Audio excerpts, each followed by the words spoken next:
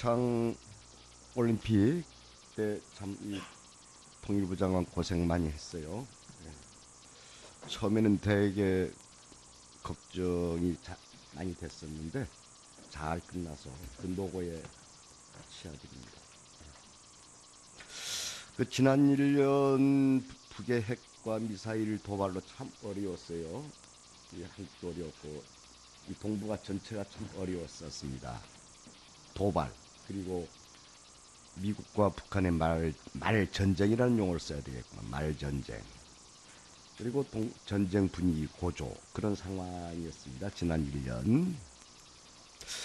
그래도 저는 이렇게 객관적으로 보면서 한국 국민과 정부가 매우 침착하게 잘 대응했다고 생각을 하고 있습니다. 아주 구구적 생각을 가진 사람들 집단이나 그리고 아주 호전적인 분들에게는 좀 불만족스러운 것이었을 것입니다만은 그렇지 않다 생각을 하고 있습니다. 참고로 일본 같은 경우에는 그걸 이용해서 아주 이 전쟁 분위기가 고조됐어요. 일본에서는 아직도 그런 분위기가 있는데 그건 자기 정치를 위해서 자기 내부의 정치를 위해서 북한 핵 도발 문제를 이용했다 이런 생각도 들 때가 있습니다. 그건 그렇고 최근에 이 객관적 정황과 평창 올림픽을 통해서 본 미국과 북한의 이 태도 등을 종합해서 살펴보면은 북한은 그 집단 생존권을 위해서 자기가 핵 개발하고 있다. 이게 미국이나 일본이나 한국을 치려고 하는 게 아니라 내 생존을 위한 것이다. 이런 식의 주장을 쭉 해왔는데 그것도 말이 된다. 뭐 이런 식의 게 있고 또 미국은 또 북한 핵이 이제 한미일 공격용이라고 이제 계속 주장했지 않습니까? 그죠? 한미일 공격용이라고. 감사합니다. 그 사이에 소리가 잘 안 들렸는데. 예. 한미일 공격용이라고 했죠? 거기서 틈새가 있어요. 거기에. 틈새가 뭐냐? 서로가 오해하든지 누가 거짓말하든지. 그거 아닙니까? 하나는 내 생존을 위해서 개발하고 있다. 한쪽은 아니다. 공격용이다. 그러니까 오해가 있든지 아니 거짓말하는 거 아닙니까? 전 그 틈새를 한국 정부가 잘 이용해야 되겠다. 거기서 이제 우리가 북한의 비핵화를 위한 대화의 장을 한국 정부가 주도해가지고 서로 오해가 있느냐, 오해가 있으면 풀어주고 뭐 이렇게 해서 이 비핵화를 위한 대화의 장이 준비돼야 될 때가 아닌가 이렇게 생각을 하고 있습니다. 예. 아까 이인영 의원님도 말씀했는데 한예를 들어서 정상회담은 이 끝나는 순간에 해결용이에요. 그 전에 이러한 것들 오해들이냐 거짓말이냐 이런 것들을 풀기 위해서 한국 정부가 북한에도 가야 되고 미국에도 가야 되고 이렇게 하면서 대화의 장 만드는데 주도적으로 나서줘야 되겠다 이렇게 생각을 하고 있습니다. 동의하시죠? 예. 주신 말씀과 관련해서 특히 북한의 핵 개발의 의도가 북한이 주장하는 것과 국제사회가 북한 핵 개발에 대해서 우려하고 있는 것 사이에 틈새가 있고 이런 부분들을 앞으로 비핵화 협상에서 우리 한국이 잘 활용할 필요가 있다는 말씀에 대해서는 기본적으로 정부도 같은 입장이다. 그리고 이미 정부는 그러한 입장에서 북한의 핵 개발은 상당히 위협적인 것이고 비핵화는 반드시 목표가 저희가 되어야 되지만 또 그걸 해나가는 과정에 있어서 북한이 제기하는 북한의 체제 안전, 생존 이런 문제를 함께 고려하면서 풀어나가야 된다는 입장에서 대처를 해오고 있다 이렇게 말씀을 드릴 수 있겠습니다. 예, 그래서 평창 올림픽이 끝나서 3, 4월, 5월이 아주 이 한반도 문제에 대한 중요한 이 시기, 계기가 될 수 있다고 생각을 하고 있습니다. 그래서 아주 새로운 전기가 마련될 수도 있고 오히려 더 악화될 수도 있고 참 그래서 준비를 많이 해야 되겠다 이렇게 생각을 하고요. 어떻게 되든지 간에 통일부가 해야 될 일이 참 많아질 것 같아요. 통일부가 이렇게 되든 저렇게 되든. 예. 그 전에 우리가 오랫동안 야 뭐 통일부 하는 일이 뭐 있냐, 통일부 폐지론이 많이 나왔었거든요. 하는 일 안 못했으니까 폐지해버리라 이런 얘기 나왔는데 지금부터 통일부가 해야 될 일이 참 많다. 이게 혹 좋은 그 모멘텀이 만들어져서 비핵화를 위한 대화의장이 만들어지게 되면 통일부에서 뭐 이산가족 상봉 문제, 체육 교류 문제, 문화 교류, 뭐 학문적 교류 뭐 이런 것들 해야 되게 참 이게 전부 통일부. 그다음에 예. 경영 문제도 전부 통일부가 주도해서 해야 될 거 예, 아니겠습니까? 그렇습니다. 예. 그래서 단단한 방심은 금물이다 이렇게 생각을 하면서 잘 준비해 주십시오 이런 당부의 말씀을 드리고 싶습니다. 예. 예, 명심하겠습니다. 이게 하나재단 와 계시죠? 예, 하나재단에서 잠깐 나와 주세요. 아까 자료를 봤더니 초등학교가 1027명, 중고등학교가 한 2538명, 대학생이 한 1890명으로 이 통계 자료가 나와 있어요. 학비 문제 어떻게 하고 있어요? 초중고는 뭐 국가에서 부담을 하고요. 고등학교는 고등학교도 부담하고 있습니다. 아, 어디에서? 네.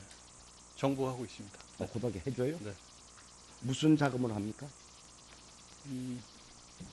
고등학교는 유상인데 저희 무료가 아닌데 어떤 돈으로 지원해주고 있어요? 장학금 제도입니까? 뭡니까? 잘 모르고 있고. 제가 알고 있기로는 정부가 부담을 하고 있는데요. 파악을 해보겠습니다. 죄송합니다. 잘 모르고 있구만. 네. 어디 이 남북 교류 기금에서 지원하는 겁니까? 아니, 협력 기금이 기금은 아닙니다. 아닙니다. 네. 아니고 그 다 됐고요. 예. 됐습니다. 뭐 나중에 좀 얘기해 주시고요. 예, 그원 자료로 저희가 확인해서 어떤 뭐로 지원하고 있는지 그리고 대학생 말이죠. 1890명. 네. 이분들은 학비를 어떻게 감당하고 있죠? 국공립대학은 역시 정부가 부담을 하고 있고요. 하고 있고 사립대학은 정부가 절반을 부담을 하고 있습니다. 그리고 개인 절반. 예. 그 나머지 개인 부담하는 부분도 많은 학교에서 학교 장학금으로 지원해주고 있습니다. 장학금 제도로 네. 이렇게 제가 그죠 뭐 다른 의도가 아니고요. 그 이분들이 안 그래도 생활고에 시달리고 있는데 이분들이 대학교까지 고등교육까지 잘 받을 수 있도록 뭐 장학금 제도를 한다거나 뭐 여러 가지 그 방법이 있겠죠. 해 주십사 이런 얘기를 하고 싶습니다. 네, 알겠습니다. 예, 들어가시죠. 우리 황평통 사무처장님, 이렇게 다니다 보면 말이죠. 뭐 새 정부가 들어와서 뭐 그런 얘기는 아니에요. 저 야당님들 오해하지 마시고 요즘 그 지역의 현장에 가보면은 이 평통 자문위원에 대한 자문위원들이 열심히 하려는 의지가 참 많이 보여요. 새로운 사람들이 많이 들어와서 그런지. 그리고 또 그분들은 지역사회에서 보면 되게 뭐 명망가라고 이상하고 어느 정도 사회적 또 경제적으로 여유 있는 분들이고 말이죠. 그래서 그분들을 어떻게 흡수해서 이 통일운동의 전선에 내보낼까? 이걸 참 고민해야 되지 않느냐. 지난번에 여러 차례 말씀을 드렸죠. 통일부에서 뭐 공무원 몇몇 시켜가지고 그거 안 돼요. 그 엄청난 자원, 인적 자원을 활용하는 게 중요하지 않느냐. 그래서 무슨 특별한 계획을 갖고 계십니까? 단지 뭐 이름만 자문위 이름만 주고 그대로 방치하게 되면 그 예나 지금이나 똑같은 거예요. 옛날부터 그렇게 하지 말고 실질적으로 그분들을 통일운동에 나서도록 좀 해주십시오. 본인들이 의지가 있어요. 네. 처장님 뭐 의견이 있으시면.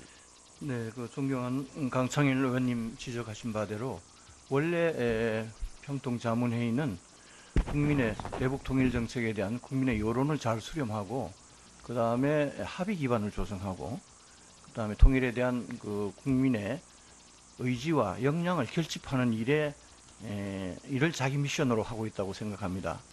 그래서 이 활동력, 자문위원회 활동력을 높이기 위해서 가능한 사업을 위에서 내려먹이기보다는 각 지역 실정에 맞게 자문위원들이 실질적으로 참여하고 자발적으로 사업을 기획하도록 밑에서부터 위로 올라오는 이런 형태의 기획과 사업 추진 이런 방향으로 계속 강조하면서 단계적으로 활동력을 높여가려고 노력하고 있습니다.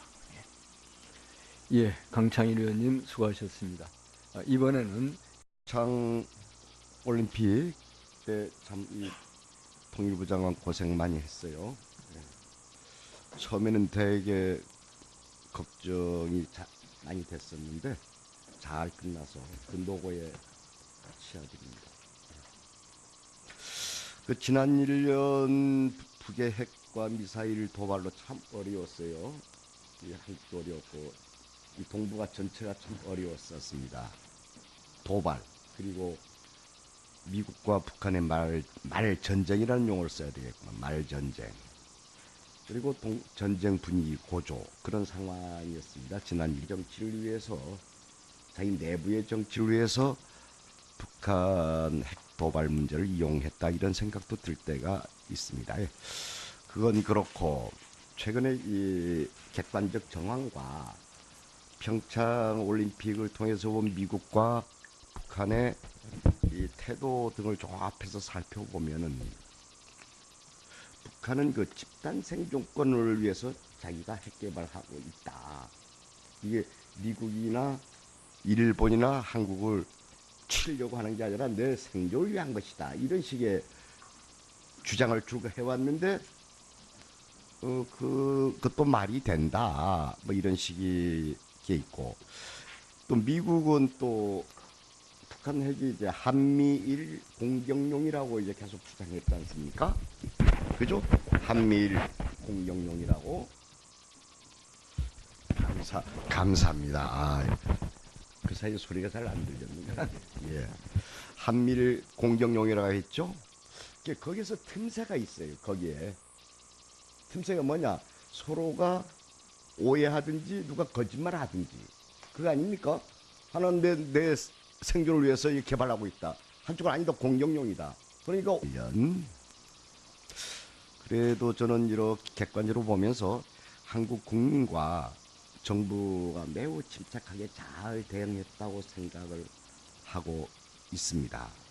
아주 구구적 생각을 가진 사람들 집단이나 그리고 아주 호전적인 분들에게는 좀 불만족스러운 것이었을 것입니다만은 그렇지 않다 생각을 하고 있습니다.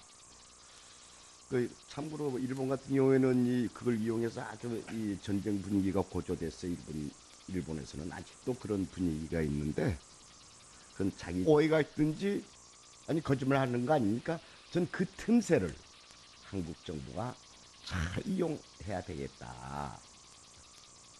거기서 이제 우리가 북한의 비핵화를 위한 대화의 장을 한국 정부가 주도해가지고 서로 오해가 있느냐 오해가 있으면 풀어주고 뭐 이렇게 해서 이 비핵화를 위한 대화의 장이 준비돼야 될 때가 아닌가 이렇게 생각을 하고 있습니다. 예. 아까 이인영 의원님도 말씀했는데 한예를 들어서 정상회담은 이 끝나는 순간에 해결용이에요. 그 전에